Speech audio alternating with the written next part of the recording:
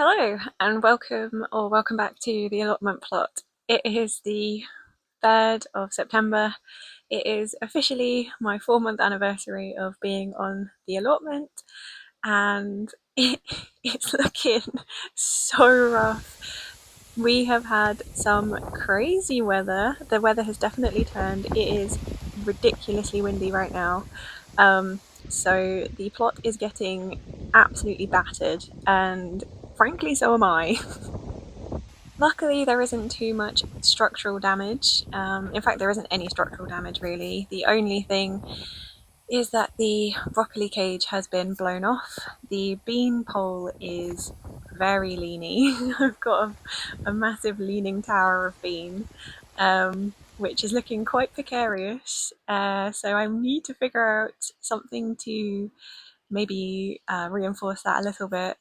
The plants are getting battered left, right, and centre. The flowers are looking really dishevelled, and the cardboard is flying all over the place. So I have a lot to do to just kind of tidy up the plot and stop things from blowing over onto neighbours' plots, which it would be really annoying if something on my plot damaged someone else's. So that is my priority. It is hammering it down with rain.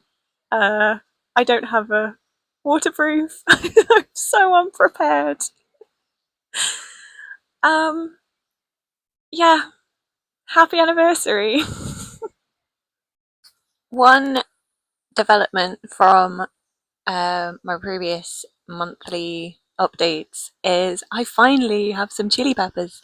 They're doing something. I think the greenhouse has just actually been way too hot, and they needed a period of time in a bit of a cooler state to flower and then fruit.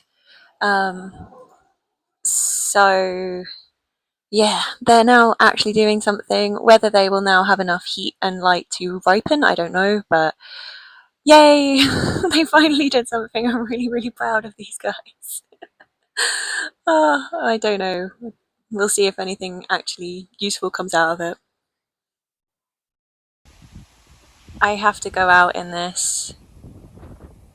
I am not thrilled. I'm really underprepared. I don't know why I risked coming here without a coat. I even knew it was going to rain today, and I just didn't factor that information into my plans. So, yeah, oopsies. The first task was to address my broccolis, and I used the opportunity of the cage being completely off to give a thorough inspection of the leaves to look for eggs and caterpillars and little whiteflies. The broccolis have held up so much better than I expected. I didn't even think I would get anything growing, which is why I have so many in this tiny space. But realistically, I don't think it's going to be possible for me to stop absolutely everything from eating any of the leaves, but as long as it's just the lower leaves that are getting nibbled and not the top ones and the ones that are coming up in the centre, then I should be perfectly fine. And the butterflies will be going to sleep soon, and the caterpillars will no longer be an issue, so they'll be absolutely fine over winter, I'm pretty sure. They're looking really good, they're growing really well, and I also just gave a little bit of a weeding while I had the opportunity to, and then I just had to pop my cage back on. I think the broccolis were a little bit sad that I put it back on. They could probably really use the extra space, and they were enjoying a bit of a stretch before I ruthlessly just shoved them back in. These are purple sprouting broccolis, and if all goes well, I will be able to have a month or two of harvests around February and March next year. If I can keep these alive over winter, these would officially be my first harvest of 2026. Fingers crossed! This half of the plot is now going to become my main focus. Now that all the veggies and crops are going over, they don't need so much of my attention, so I can turn my attention to the scrappy end, which is good because it definitely needs some attention for sure. My intentions with this space over the next few months are to get it and keep it weed free, and to start mapping out my layout, map out some beds, map out some paths, get some basic structures in place so that I can prepare the ground and start planning my planting for next year. This space will mainly be dedicated to flowers, but I am going to be interplanting edibles also.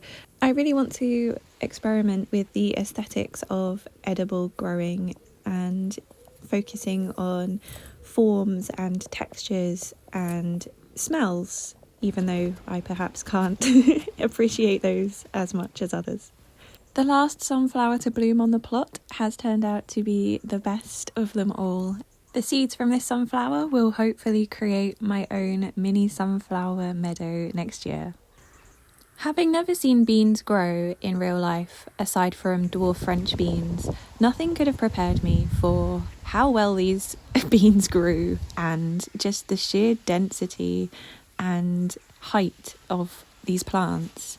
Somewhere in that mass of bean and leaf are 4 canes, 4 bamboo canes, and some dogwood sticks, which are somehow holding up, and they do need a little bit of assistance. So I have had these old pieces of ladder lying around my plot, keeping down cardboard for ages, and they actually seemed like the perfect thing to use to push against the bean pole and just brace against the wind coming from the other side. I'm even trying to put my weight on it just to see if they will hold, and I'm feeling pretty confident that this will be at least better than nothing, and it'll give them a bit more of a chance to stand up against this wind, which is just relentless.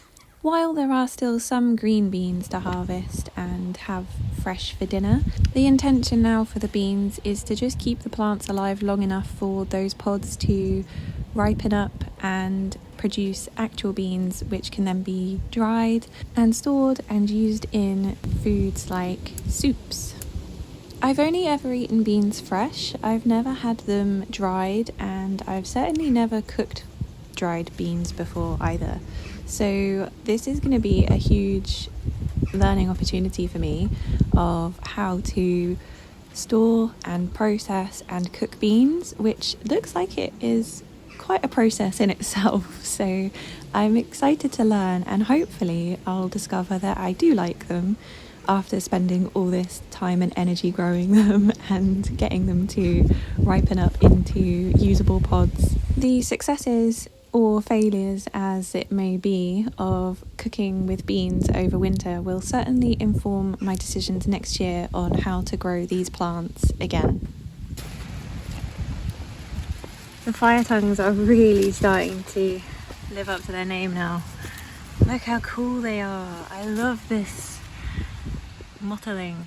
They look really, really cool. I have so many.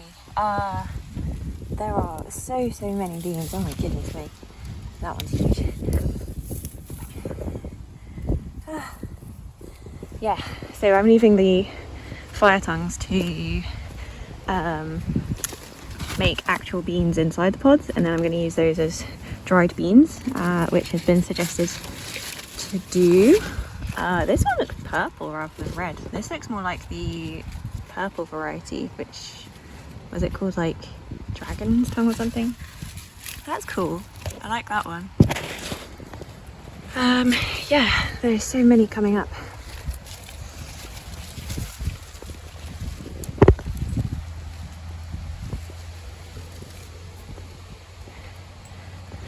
Hopefully the bean tower will hold in this wind. Those ladders aren't exactly structurally sound, but it might just give enough bracing to help it withstand the force of the wind.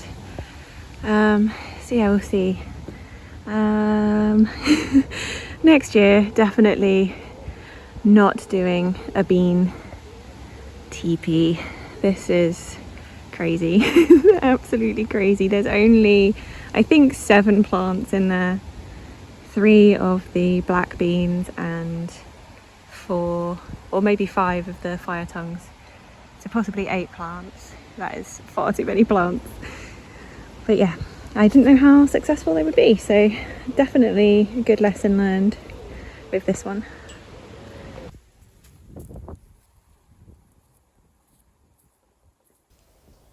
The one bed I think I'm going to miss more than any is the courgettes and cosmos. Aside from the fact I'm going to be missing eating courgette so often, it's also just such a huge presence on the allotment. And I will miss having my forest of cosmos greeting me every time I come onto the plot.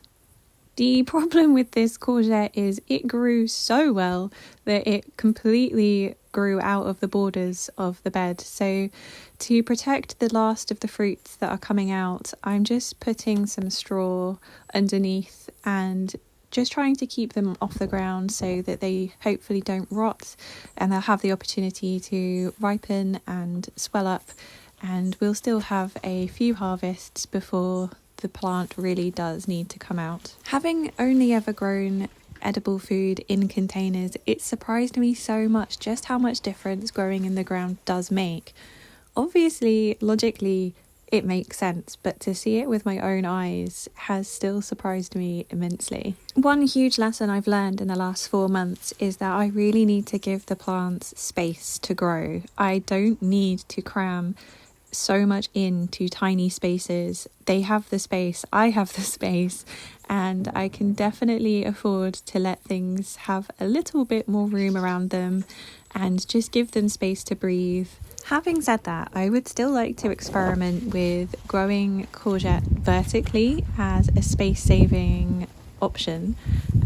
So I might do a little experiment next year where I grow one courgette vertically and my main courgettes normally and see if it works. I definitely know I'm not going to learn from this year, and I will definitely grow too many courgettes next year because I will be in the mind of I don't have enough when I sow the seeds to then having objectively too much. But that's okay because, as I say, I have the space for them now. I've aimed to stick to a watering schedule of about once a week for the veggies, and then I've supplemented the watering with some Tomarite maybe every couple of weeks for the courgettes and the tomatoes. Despite having multiple heat waves and it being so warm and dry with the wind as well, I have had such success with keeping these plants alive and thriving and producing some absolutely incredible fruit.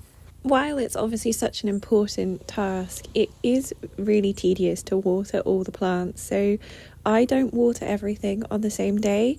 I will water one bed one day and another bed another day and just incorporate it in whatever else I'm doing on that day, rather than an entire plot visit being dedicated to watering, because that would just make me really bored and put me off coming. So to make it easier for myself and ensure that the plants do actually get the watering they need, I split it up, and that has worked really well for me this year.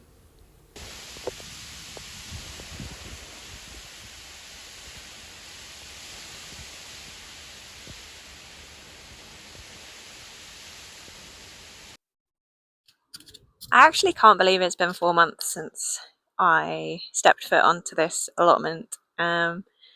So much has happened. I feel like it's been far more than 4 months. And it's just crazy seeing all of the changes that have happened, the evolution of it. And it's really interesting as well because I had a vision of it when I first got it, and already that vision has changed. There are so many things I will be doing differently next year.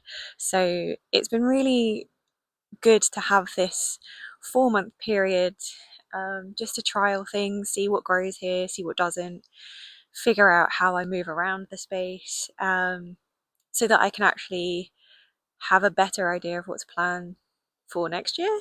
Um, so I thought getting an allotment in May was probably not the best because I was like, oh, there's too much to do and not enough time to do it all, and nothing is going to grow. Obviously, that's not the case. Lots of stuff has grown and been really successful, and I've had a great time. I've learned a lot already. Um, so yeah, it's been a really worthwhile 4 months, and I'm really, really excited to see what the plot's going to do next year. It is September, so the plot is now basically on a decline in terms of productivity. Things will start going over very soon, um, and it will be time to clear a bunch of stuff. Maybe in the next few weeks, definitely next month. But then it'll be time to plant things like garlics, which I'm really excited for, and can't wait for those. And I get to plan for next year, and I get to do stuff and make things, and yeah, just be excited for what happens next. Thank you so much for watching, and I will see you in the next allotment vlog update. Until then, stay calm and carry on growing. Bye!